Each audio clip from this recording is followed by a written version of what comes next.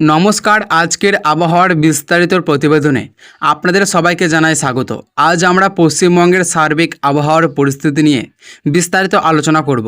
কোথায় বৃষ্টির সম্ভাবনা রয়েছে, কোন কোন জেলায় বজ্রবিদ্যুৎ সহ বৃষ্টি হতে পারে, কোথায় ভারী বৃষ্টির আশঙ্কা রয়েছে, আগামী কয়েক ঘন্টায় আবহাওয়ার কী ধরনের পরিবর্তন হতে পারে, সেই সমস্ত বিষয় নিয়ে থাকবে আজকের এই বিশেষ প্রতিবেদন। বর্তমানে বর্ষা পশ্চিমবঙ্গের ওপর সক্রিয় রয়েছে। এর প্রভাবে রাজ্যের বিভিন্ন জেলায় আকাশ আংশিক থেকে সম্পূর্ণ মেঘলা থাকতে পারে। দিনের বিভিন্ন সময়ে হালকা থেকে মাঝারি এবং কোথাও কোথাও ভারী বৃষ্টির সম্ভাবনা রয়েছে। বিশেষ করে দক্ষিণবঙ্গের বেশ কয়েকটি জেলায় বজ্রবিদ্যুৎ সহ দমকা হাওয়া এবং ভারী বর্ষণের সম্ভাবনা রয়েছে। তাই যারা প্রয়োজনীয় কাজে বাড়ির বাইরে বের হবেন তারা অবশ্যই আবহাওয়ার সর্বশেষ আপডেট দেখে বের হওয়ার চেষ্টা করুন। এবার আসা যাক দক্ষিণবঙ্গের জেলাগুলির আবহাওয়ার খবরে। কলকাতা, হাওড়া, হুগলি, উত্তর চব্বিশ পরগনা, দক্ষিণ চব্বিশ পরগনা, পূর্ব মেদিনীপুর, পশ্চিম মেদিনীপুর, ঝাড়গ্রাম, পূর্ব বর্ধমান, পশ্চিম বর্ধমান, নদিয়া, মুর্শিদাবাদ, বীরভূম, বাঁকুড়া এবং পুরুলিয়া জেলার বিভিন্ন এলাকায় দিনের বিভিন্ন সময়ে বৃষ্টি হতে পারে।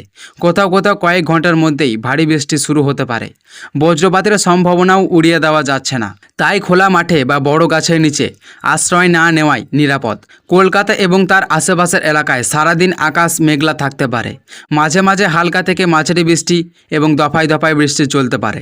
কোথাও কোথাও অল্প সময়ের জন্য ভারী বৃষ্টিপাত হতে পারে।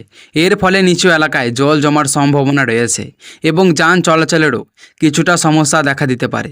উপকূলবর্তী জেলা যেমন পূর্ব মেদিনীপুর, উত্তর ও দক্ষিণ চব্বিশ পরগনা সমুদ্রের অবস্থা কিছুটা উত্তাল থাকতে পারে। জেলেরা সমুদ্রে যাওয়ার আগে অবশ্যই আবহাওয়ার সর্বশেষ আপডেট সতর্কতায় মেনে চলুন। উপকূলবর্তী এলাকায় দমকা হাওয়ার গতিবেগও কিছুটা বৃদ্ধি পেতে পারে। এবার দক্ষিণবঙ্গের দিকে নজর দেওয়া যাক। দার্জিলিং, কালিম্পং, জলপাইগুড়ি, আলিপুরদুয়ার, কোচবিহার, উত্তর দিনাজপুর, দক্ষিণ দিনাজপুর এবং মালদা জেলার বিভিন্ন এলাকায় বিক্ষিপ্ত বৃষ্টিপাত হতে পারে।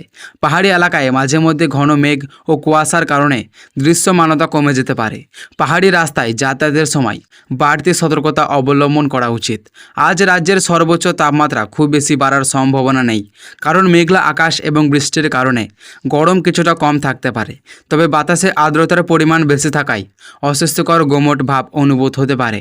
বৃষ্টির পরে কিছুটা সময়ের জন্য আবহাওয়া মনোরম হয়ে আবারও বৃষ্টির দফা শুরু হওয়ার সম্ভাবনা রয়েছে। কৃষকদের জন্য এই বৃষ্টি অনেক ক্ষেত্রে উপকারে হলেও অতিরিক্ত বৃষ্টির কারণে জমিতে জল জমে গেলে ফসলের ক্ষতি হতে পারে।